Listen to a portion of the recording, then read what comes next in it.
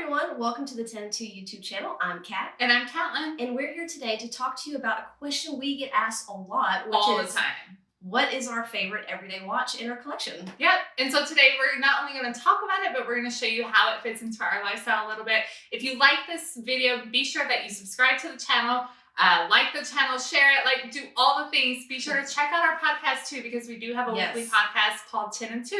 And that's it. Let's go do it. Cool.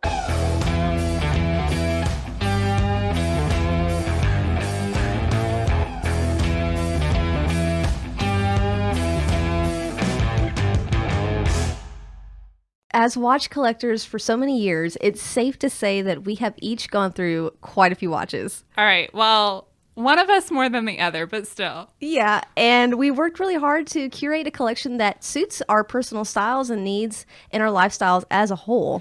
But what one watch in our collection is that perfect everyday watch? Well, for me, it's the Rolex Explorer 2, which is the polar dial 16570. Yeah. And I know for me, it's definitely going to be the Omega Speedmaster Moonphase, the 357650. Okay, so when we're talking about everyday watches, our everyday lives are not delicate or dainty. So I know for me, and really, I know you well enough to know for you, we could not have just a traditional ladies' watch that was small, thin, or dainty, because that's not who we are, and that doesn't suit our lifestyles. Both of these watches are larger in size, especially for what the idea is that a woman should wear. Absolutely. Mm-hmm. Well, so let's talk about the specifics of size, because we both have about a 6.5-inch wrist. Mm-hmm. How does your Explorer fit on the wrist? So for me, it fits perfectly, and that's one of the reasons I was drawn to this watch, is that with it being a 40 millimeter case, which I'll say I measured it at 39, it really wears well. And again, it kind of has that diver aesthetic. It has the bezel, so it makes it wear a little bit smaller, which I really, really appreciate, and it wears very, very thin. Another big point for me is the 20 millimeter lugs, which I know for you as well is very important to us because we love to change straps. So many straps. All the straps. All of the straps, for now, sure. I know for you, 42 millimeters, that's a big number, and that's a big number for a lot of people. Were you worried at all about the 42 millimeter size when you picked that Speedy? Not necessarily, because before I picked the Speedmaster, I had purchased the 42 millimeter Planet Ocean, and that's not little. No.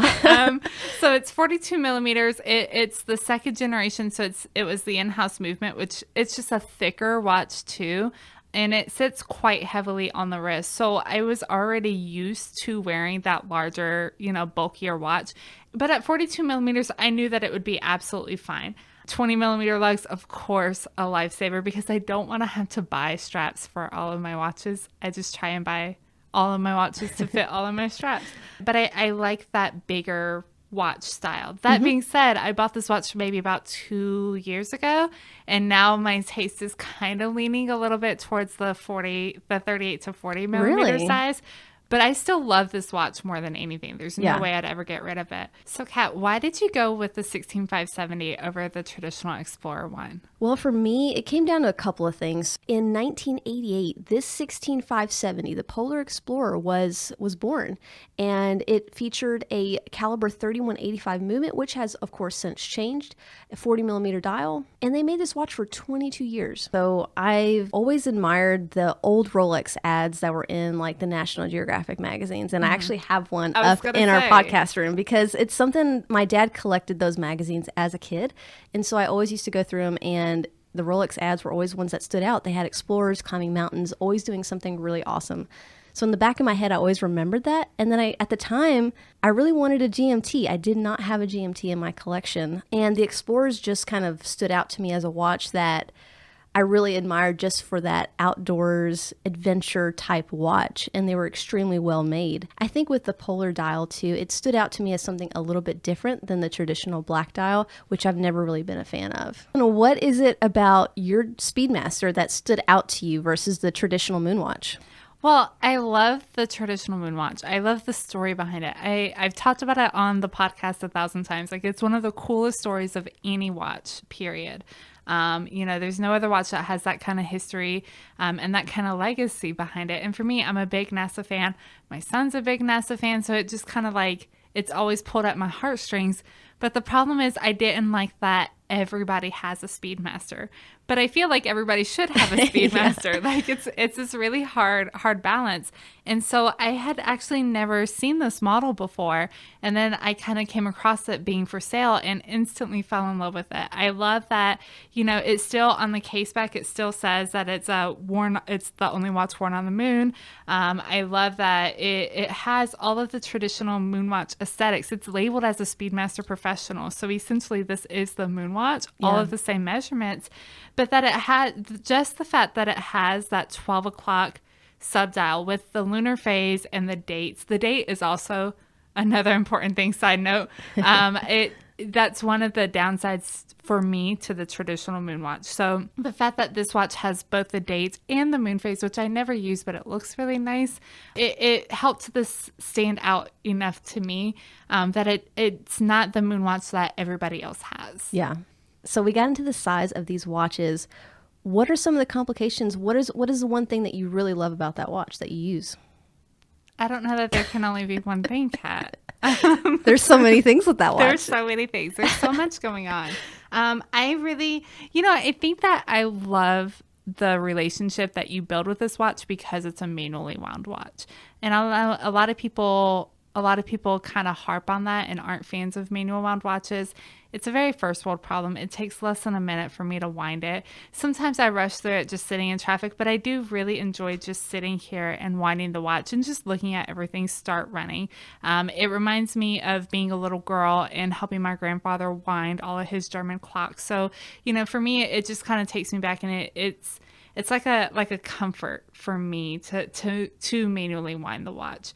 What about for you? So you said that you were looking for a GMT. Do you actually use a GMT, and what made you want a GMT? Yeah, I do. I do use it. And if I don't have it set to, a location, I just have it set to home time, and then I can read the 24 hours. There's something to me that's really romantic about a GMT. We've talked about this on our show before.